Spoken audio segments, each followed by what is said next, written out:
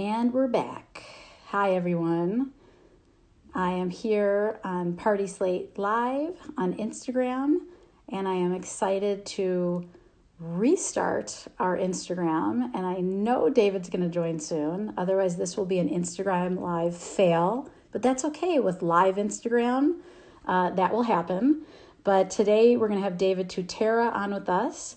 We're going to talk a little bit about what is going on in his world.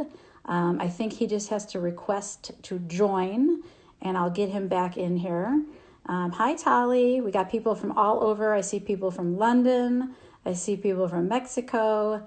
I see some of our friends here in Chicago. Kylie's joining us.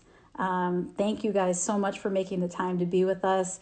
I should have brought a martini with me, but I did not. If anyone wants to help me out here and serve me a drink, I'm ready to go. But I just want to thank all of you guys for joining us. We've been doing these Instagram lives and digital events, interviewing some of the leaders in the industry for the last 3 or 4 weeks. I think one of the silver linings of Instagram Live is real-time conversations. You kind of feel like you're kind of a voyeur watching two people talk. I know I've been joining a lot of them. Hi, we have so many people. Marley's joining. I really want to thank you guys for being here. I do not yet see an invitation. This is where I actually need my Instagram team here with me. But I'm going to actually try to get David to join us here in a second. I'm going to invite him in. Hold on one second. Okay, this will happen. We will get there, guys. I promise. Just hang in there. I'm actually on Slack with my team. They're trying to problem solve with me. Everyone's, how are you? Someone come help me. We'll get David in here soon. I promise you guys. But in the meantime, if anyone has any questions for David, please let me know. We're going to take some Q&A with him. And let's see if I can manually invite him. Hold on one second. I'm going to try this. You guys are with me. This is like live TV here. And it is not working. Okay, I'm back on live. Here we go. Okay. Give me a couple more minutes as the numbers are going higher here.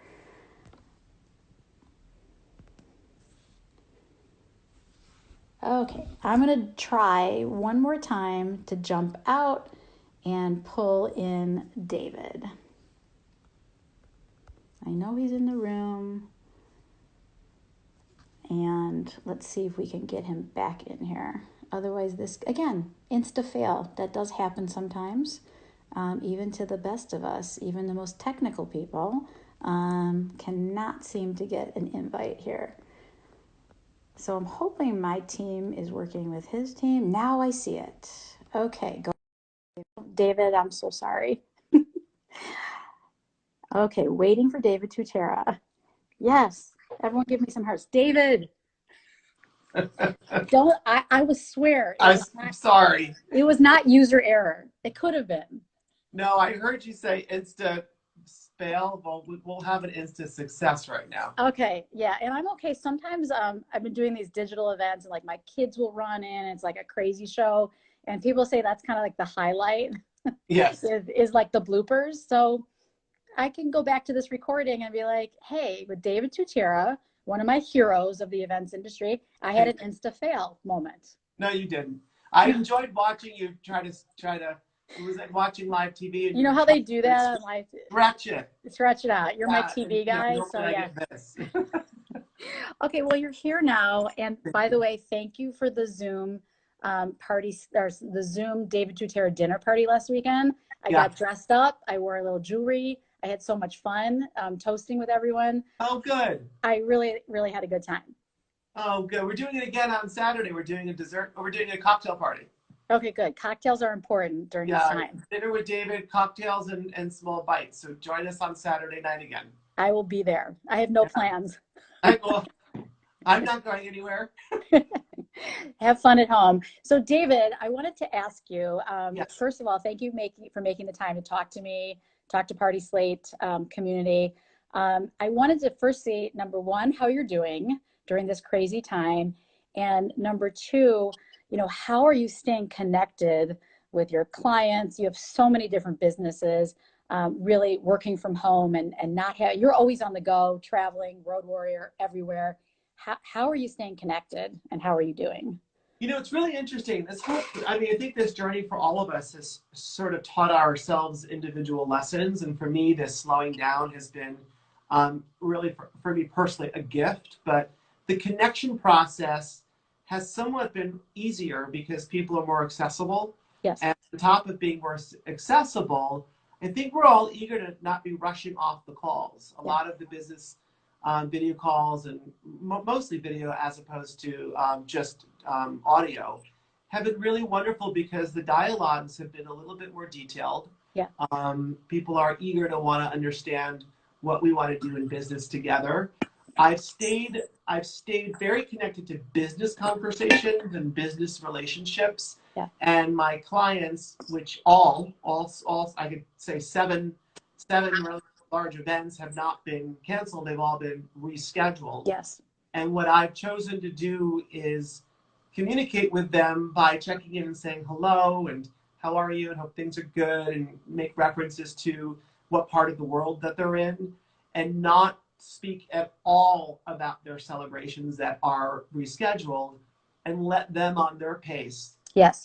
Begin to ask the questions when they're ready. I just had a long dialogue with a client that we had a very big celebration, which would be now in, I guess, 5 weeks in Scotland.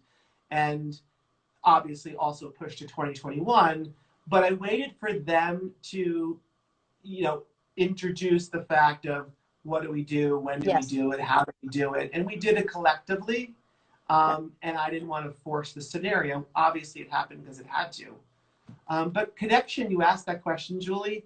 It is one of the most powerful tools that we all can be using right now is sincere connection without looking to receive something from the connection. Yes. Just human interaction with making sure you're leading with the heart and you're leading with positivity.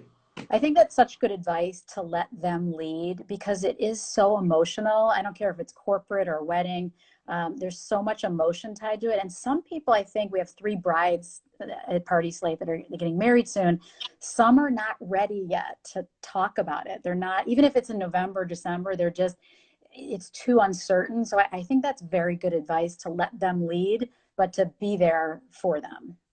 I think, as you know, Julie, and everyone that's on right now, is that we are in a business where we are expected to always have positive answers. We are expected to deliver celebrations, which are emotions and emotions which bring joy, right? So here we are, those professionals that now are unable to deliver that content, unable to give them the answers that everyone asks.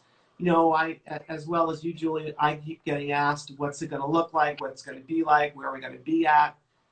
We don't know. We simply don't know. And when I answer these questions every day on multiple platforms, I'm not the answer of that, of that question. We're going to be led by our governors. We're going to be led by our venues. We're going to be led by what's legally allowed, what's not legally allowed. So we have to follow, as true professionals in the industry, the guidance that we're now given, and now we're not actually setting it up. Yeah, I know. I think, event planners and event professionals in general are problem solvers and always have answers. Yeah. And I find myself, I was going to ask you one of my questions, when do you think it will come back? And everyone's asking me as one of the leading platforms for the industry. And the truth is we don't know, but I have found that just talking about it is therapeutic, like what could happen or how it could look, even though the truth of the matter is, I don't care what kind of expert you are, we don't know. Right. It's not like I can read into a magic ball and say, this so is how David, what are the answers? No, just kidding. It's interesting because I was, we pay close attention here. My husband and I work very close side by side on the business. And, we are in the 3rd phase of the 4 phases where we land as events. So, we have to wait until phase 1, which is number 1, then phase 2. and make sure the pandemic is decreasing and not spreading. And we fall into 3, not 1 or 2. So Yeah. we still have several weeks to even understand what phase 3 is going to look like. Yes. I know that for, generic answers for people that I've been telling them is that we're going to be looking at less people at a table. We're going to be looking at maybe no dance floors, and if so, larger ones with less people. But my question, Julie, is to everyone that's watching is how do you contain, you do a wedding for 200, and now you have to invite 100, Yeah. or a larger space, which costs you more money, possibly, and having to put less people at a large table. It changes the dynamics Yes. of what we're used to. So we have to be prepared that we have to amp up the emotional experience by decreasing possibly the guest count and not making it feel like the recipient of the celebration is receiving less than they hoped for. Right. And that's now, that'll fall all on our responsibility. Yes. Because that's what we're supposed to do, is create magic. Sure. And the formats may be changing. And I think especially the near term events, smaller events, more intimate. And I think one of our PartySlate brides that's getting married in October said, I don't want to walk down the aisle with a mask on. That's like her worst nightmare. And I think people are really worried, even if the sanction or the restrictions are lifted, what will it look like at these first events? Yeah, I had a conversation, we've got a wedding coming up that it's been also pushed to 2021. And I was speaking to the bride and the groom, who's very actively involved. And they said, you've got really 2 simple scenarios. And I don't want to simplify by saying simple, but it's a black and white A and B. A is that you have your new date, and your date can be as close as you want it to be based upon the scenario we're living in. Yeah. Or you push it further away, knowing that for your particular client or bride you were speaking of, is that if you don't want to be worried about that mask on your face, or worried about the precautions that will be having to be taken, or the space having to change, then push your date a little longer. If you're so much in love and want to have a great wedding, if 6 months means the world of less angst, then push it 6 months longer. And that's probably not an answer that us event professionals want to hear. Yes. But we also have to, lead with compassion. Yeah. And I'm not saying our industry never leads with compassion, but we do lead in the effort of wanting to create brilliance. But we now need to put the compassion hat on first. I agree. Planner hat second. All the other hats that we always wind up switching and changing. Yes. But that compassionate hat needs to be first and foremost. I agree. And what other advice would you have for event professionals that are really struggling right now? So there's a lot of businesses, and I would say the majority of the industry, everyone is impacted. Retail is impacted, restaurants. What advice would you give to, all these florists and designers and others that are really struggling right now? And again, I'm seeing so much creativity and hope, and we love sharing those stories, but I'm not sure if you have any specific advice for them. I do. The first 2 weeks sort of threw me off guard, and not in the essence that I didn't understand what was happening, but what we were supposed to be doing. And I think this answer is very specific to each business owner or professional in our industry.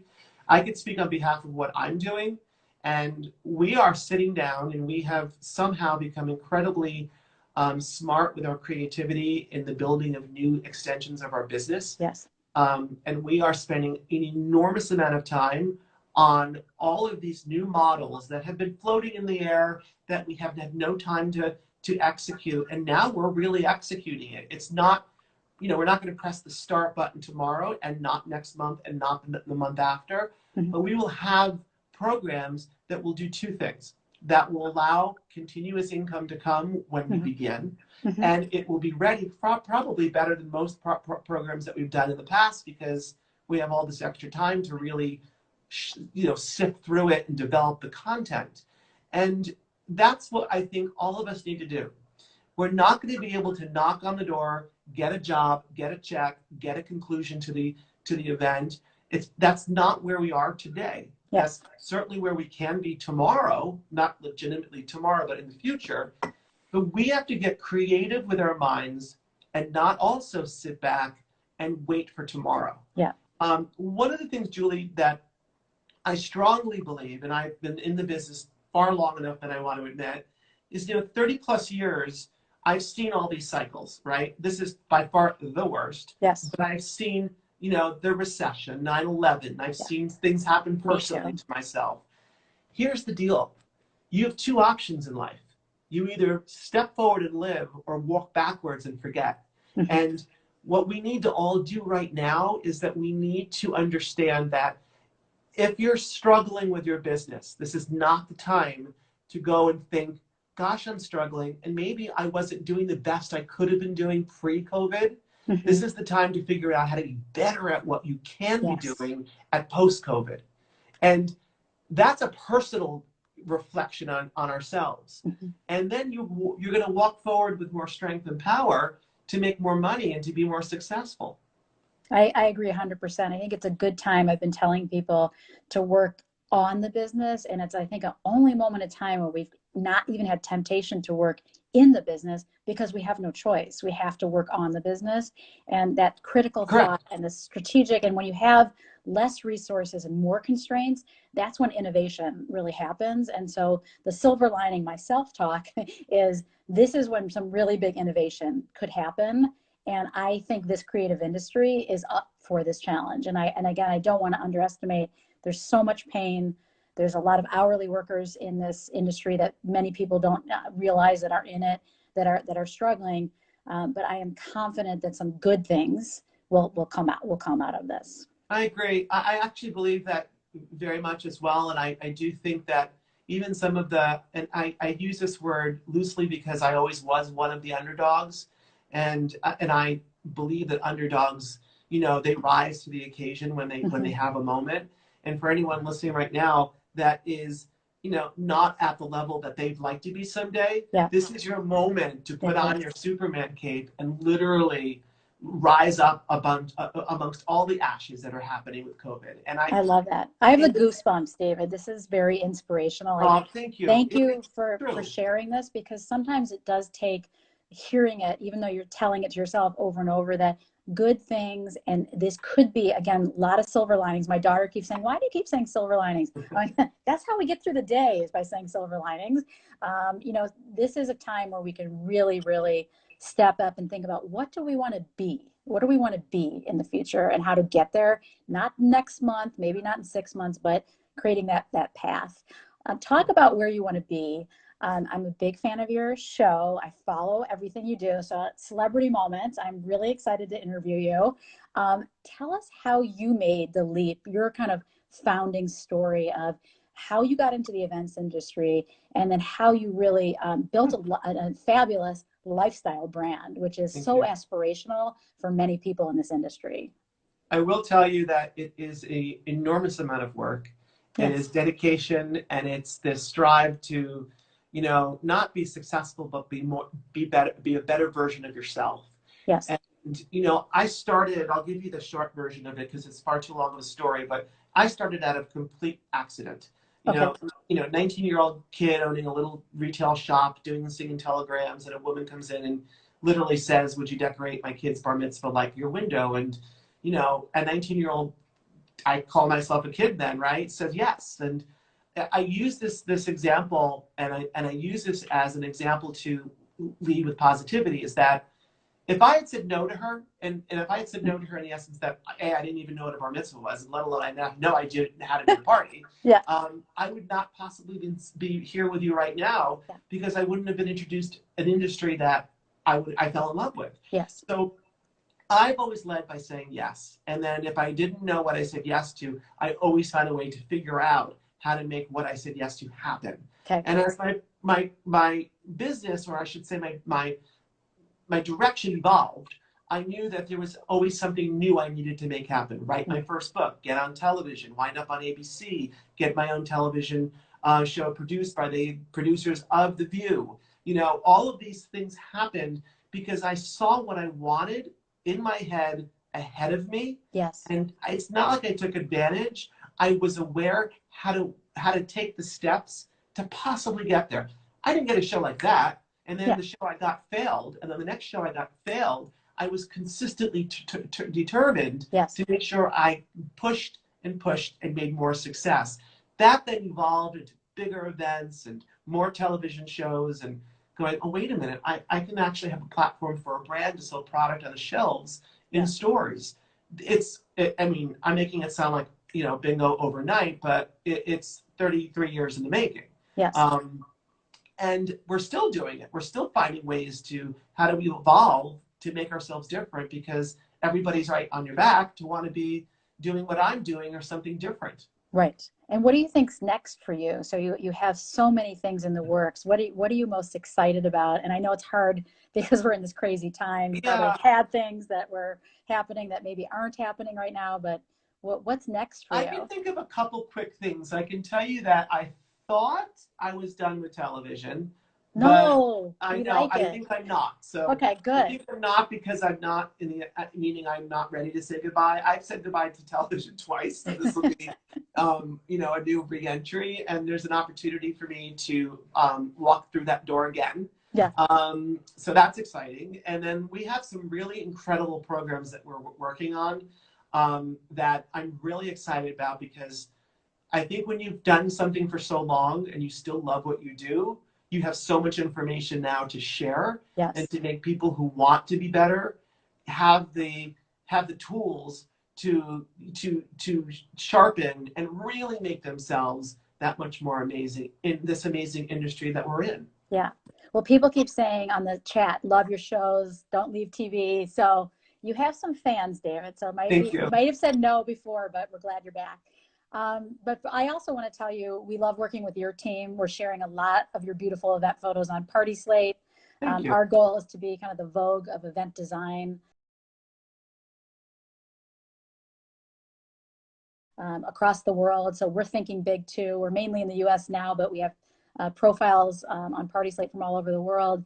And we're just a huge fan of not only your team and the events you're doing, but the education that you give back to the industry. So thank you for sharing your thoughts and your advice. We have a new hashtag called Celebrate Soon. And so we're thinking about all the things we want to celebrate in the past events, and we can't wait to see each other again. I love Zoom, but I'm an extrovert. Like, I need to be with people. My question to you is, what are you excited to celebrate soon? To celebrate next? I would say, this is kind of be the simplest answer. I am a people person, so I miss hugging people. I miss hugging my close friends. I miss my mom, who's on the East Coast. I'm on the West Coast.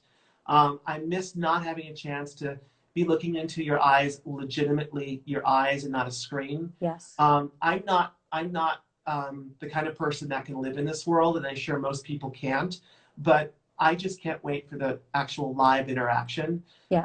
And I can't wait to do a party for someone again. I can't wait to do what I do, which is love creating memories and joy and celebration and happiness. Yes. And I can't wait for my daughters to, I have a 15-month-old and an almost soon to be 7-year-old, that these poor children, our children, are really adapting beautifully, but they're stuck home. Yes. And they need to be interacting with kids. Yes. I have 3 kids at home and a dog, and I was doing a webinar, there's like 800 people on it, and like my kids come in fighting and craziness, and it was funny. It was a fail. I guess it was entertaining to the people that were listening in, but there is a lot of reality that it's a really weird time. And I think we are all going through this. I have some people on my team with toddlers, mine are teenagers. It's different, but I'm really proud of how the kids I've seen, and my kids are doing the digital education, and they're on the Zooms, and they're checking in for their homework. And again, I'm a terrible stay-at-home teacher. I'm not good at this. Like, they are doing it. So I'm very proud of my kids, but I can't wait to be back to some sense of normalcy. But I'm hopeful that will be soon. Don't you think, Julie, that, and I've learned this, I'm curious to see what you have to think about this, is that, don't you feel like this moment in time, these 6-7 weeks, have allowed us to not strive to be such perfectionists? Yes. With my dogs and your kids and dogs running through, which has happened with me, and also not being technically able to get on right away to be with you. I mean, these small things wind up being moments where we realize, God, we work so hard to be perfect at what we do, even when we're not. I think this gives us this moment to say, take it off your shoulders a little bit. We're still going to do our most professional job we can. But you know what? We're in a business that we don't have to assume that we're God and we're professionals, and that, Yes. I mean, we are professionals, but we're not going to be perfect. We're human, and we're being human. authentic. Yes. And I've found that people are being very vulnerable. And so, we've had, our leadership teams, people have cried on the call, and others have, lost someone to COVID. And I think we're being very vulnerable. And I do feel even closer with my team because we're going through this together. And I think all of it hits us all differently at different times. But, I love this industry. I'm a digital tech geek. I could talk SEO all day. I get really excited about websites, my whole career, 25 years.